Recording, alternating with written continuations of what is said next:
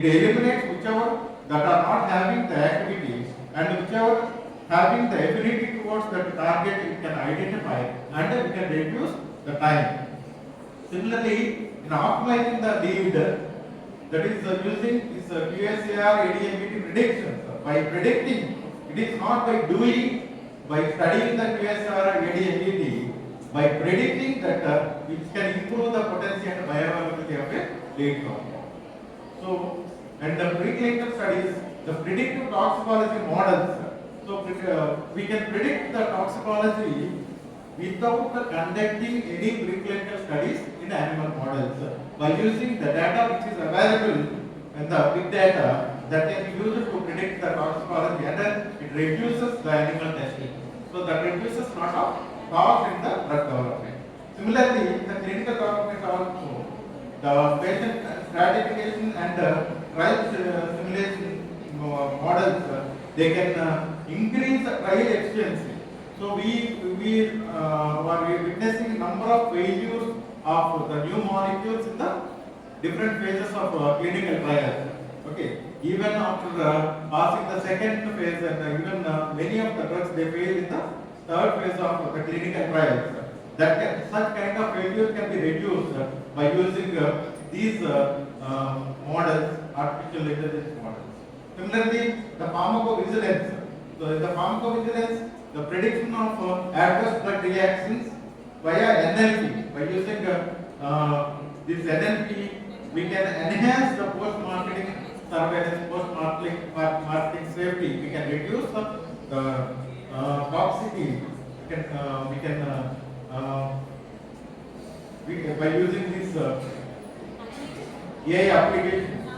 This development time shortens again from 10 years to 12 years to 3 to 5 years, and R&D cost is reduced from up to 50 to 60%. So, coming to the big data, the big data can be obtained. These are key drug data sources. These are the sources. 3 databases provide crucial information on drug molecules, their activities and biological interactions. These are already available, ChemDL and PubChem. So this, if you give any compound in this software, it can tell what kind of activities the compound may have, what kind of toxicity the compound may have. Okay, and then what dose. So like that information can be known from this the database, that is MPL. This is bioactivity data. It consists of bioactivity data encompassing binding, functional assays, and ADME properties of small molecules for drug discovery. So you need not conduct all the studies, you need not conduct all the stages of drug development before conducting subjecting for the different stages of drug development. Its activity can be known, its potency can be known, its toxicity can be known from the database. Similarly, there is another database called as PubChem. It gives a comprehensive database with extensive details on chemical molecules and biological assays. See here, this tells about the potency, safety, and its biological activity and other toxicity effects and pharmacokinetics. This PubChem, it gives about the chemical structure and the chemical properties of the drug molecule. So you can, once you know a compound, you can know its physicochemical properties. At the same time, you can predict its pharmacological, pharmacokinetic, and toxicity data using this data source. So also you can also not only you can know its biological activity, you can also know the target interaction prediction. So the drug target interaction prediction can be known predicting potential interactions between drug interactions. You can also predict the drug interactions. There are softwares available now, but you have to apply those softwares. Okay, you have to collect a lot of literature. Then only you can know up to 30 to 40% whether the particular drug is going to interact with other drugs or not. Okay, even though it interacts, whether it is leading to any potential adverse effects are not, we cannot predict. But using this data, we can know that drugs with who these drugs, our drug may interact and may lead to potential drug interaction. So these are the data that are available. Using this data, one can predict the drug-drug interactions and thereby can avoid drug-drug interaction problems. And AML applications and pharmacodynamic predictions. You can see there are number of applications of AML. So these are the pharmacodynamic parameters. Receptor binding affinity. We spend a lot of time for knowing this receptor binding affinity that can be predicted using AML mode. This is the predicted strength of drug target interaction, and the model that are available to predict this receptor binding affinity. Those are DTA, which uses CNN, SYNC-boost, which uses CNN based models. It predicts ligand affinity for G protein coupled receptors. Similarly, to know the efficacy and potency, that is, the ED50 and ID50 can be calculated, which can ED50 and IC50 can be forecast the concentration required for 50% of the maximum effect, and this can be known by using the models and tools like QSR, MN, which uses SPE, random and forest, XGBoost. It estimates the inhibitory concentration 50 per kinase reaction.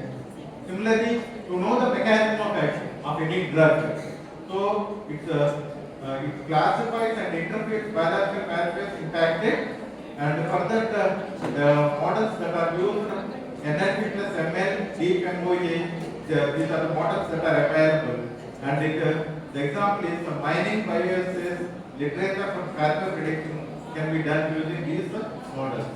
Similarly, dose response modeling, it simulates drug response, covers overdoses. So these are the models that are available. It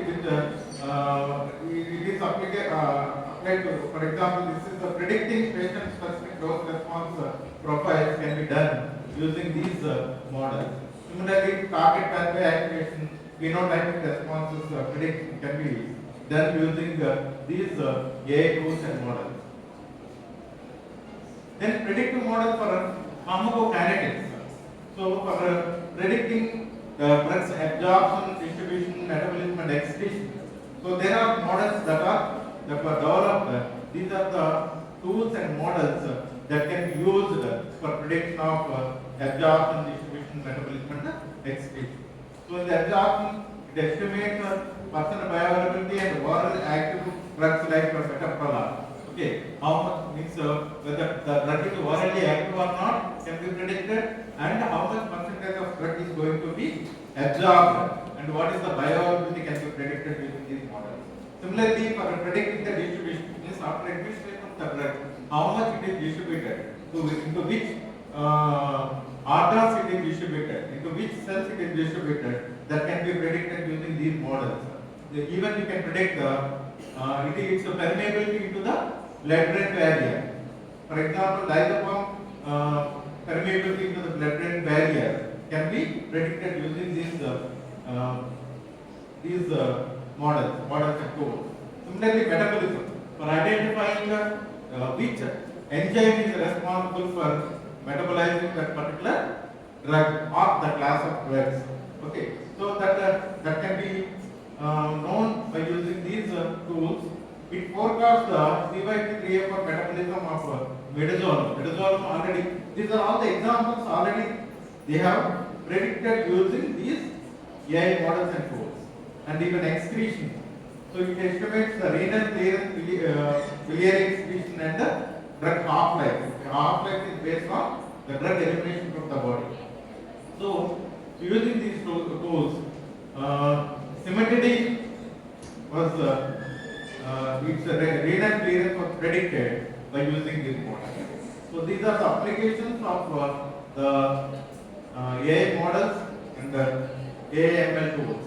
Not only pharmacodynamics and pharmacokinetics, as I told you, it can also We can also predict the toxicities, different toxicities using these AI and ML models.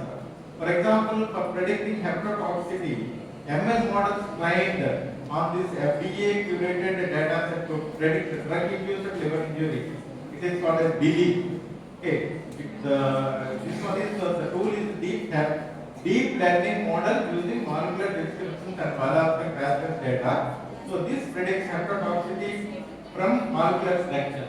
So if you give a molecular structure of a compound, it can predict whether the compound is going to produce any hepatotoxicity. For artificial intelligence, it predicts a drug target interaction using ML models. I will explain to you clearly about all these. And big data includes patient genomics, drug libraries, medical images. The output is it gives the insights, it gives the predictions, gives the decisions by artificial intelligence. And the big data, it is the raw data and processed data that feeds artificial intelligence. So, using this data, it gives the insights, predictions, and the decisions. In pharmacology, how it is going to help? It helps in designing molecules, new molecules, in predicting toxicity, in predicting pharmacokinetics, and in predicting drug-drug interactions, and also in optimizing the dose and dosage interval. The AI can be used in pharmacology. Similarly, the big data can be used in pharmacology. Big data comes from biomarkers, PKPD studies, and the real-world data that is used to predict all these. Then foundation of modern AI. So these are so this is the neural network, especially deep neural network (DNN). It forms the backbone of most modern AI systems. So deep neural network is the backbone for the AI systems. They are designed to mimic the human brain, interconnected neurons to learn patterns from complex data. I will explain to you in detail. This artificial neural network is having three different layers. One is our input layer, as I explained you in the beginning. An input layer, a hidden middle layer, and an output layer. This input layer is like the dendrite. It acts like a dendrite. It raw sensory data, the pixels, the sounds, the text, whatever the sensory stimulus, whatever we are receiving and we are storing, that sensory stimulus can be taken as an input layer. And hidden layer, it extracts increasingly abstract features and patterns of that data, whatever that is collected through this input layer. And output layer, it gives rise to the final classification and prediction. Okay, so this is how these three layers work. So, for example, in visual recognition, in both brain and AI, early layers detect the simple edges and colors. Middle layers identify shapes and textures. Deep layers recognize complex objects like faces, carved animals, demonstrating parallel hierarchical processing. So this each layer is the outer layer which recognizes just faces. Okay, the deep layers, they can analyze and they classify the differences, and finally the output is given from the outer layer. So there are, as I told you, there are different types of artificial neural network. This is one type, feedback neuronal networks, FNN. So this it is having the architecture multi-layer network with input, one or more hidden layers and an output layer. So the structure of this forward neural network, how it looks like, there is one input, and there are more hidden layers. There are multi-layers of the hidden layers, and there is one outer layer. One input, one output. In between, there are multiple layers. That is the architecture of the feedback neuron. And the data flow is information moves in one direction. That is input. It goes to hidden layers. then there is output. So there are no cycles. It is only unidirectional. It is only unidirectional. This uses back propagation algorithms to minimize prediction errors. So it uses the algorithms that are called back propagation algorithms, okay, to minimize the errors due to the prediction. It is applied in the general classification, regression, voice and image recognition. This feedback neural network is used. Then the convolutional neural network is called a CNN. The key features of this convolutional neural network, it is specialized for grid-like data such as images and videos. So you can remember a picture, okay, the image, okay. So for that, you can remember image and a video. Those such kind of the imaging techniques, even the videos, they can be recognized using this convolutional neural network. It uses convolutional layers to detect spatial features like edges and textures. Pooling layers reduce dimensionally while preserving important features. The application is a convolutional neural network. CNNs are used in image classification. There are a number of images. For example, if you go to some hospital, X-ray films. X-ray films of different persons. Okay, they are all can be stored in one device. Then they can be classified. Similarly, object detection and medical imaging. All the medical imaging comes under this convolutional neural networks. What are the imaging techniques? Like MRI.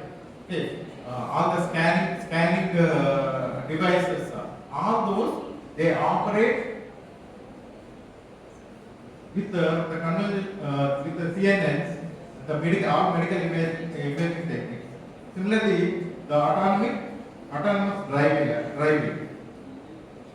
Then another type of network is recurrent neuronal networks. These are two types. These are called sequential processing and memory mechanics. These are designed for sequential data where current output depends on previous inputs. Okay, so output not always depends on the input. Okay, so in this case, what happens? The output maybe depends on any other previous input. Okay, that analyzes and that gives the sequential processing. So similarly, the memory mechanism, it contains loop allowing information to persist through time steps. So this is applied to language translation. For example, you might have seen the many you see some conferences. Okay, they deliver any speeches. Okay, any speeches in one language.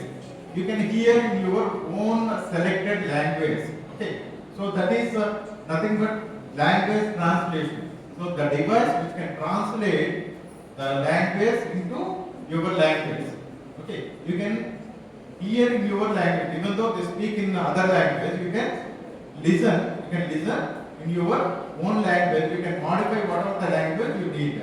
Okay, if you see in the parliament sessions. Okay, everybody cannot understand Hindi. Everybody cannot understand all the politicians. They difficult to understand some of the languages. Okay, Modi speaks mostly in Hindi, but some of the politicians they may not understand Hindi. What they do? They use language translation. Okay, so the device that translates the language one language to another language. That is mainly the recurrent neuronal network which is used for such kind of language translation. Similarly, speech recognition. For recognizing the speeches also, the RNNs are used. For time series prediction and video analysis, for all this RNN network is used. So again, this RNN network, there are two types. One is LSDM and GRN. LSDM network, it is a long short-term memory. This network solves the vanishing gradient problems by using specialized memory cells and to retain long-term information. This LSTM, which can recognize single input, whereas DRP networks, these are gated recurrent unit. It is simple and more computational efficient. Alternative to LSTM with pure parameters means I can explain you using all these LSTM and DRP with some examples. So these are the self-recognizing maps under they are called as self-organizing maps and graph neural network. This is for predicting the imaging techniques. These are used.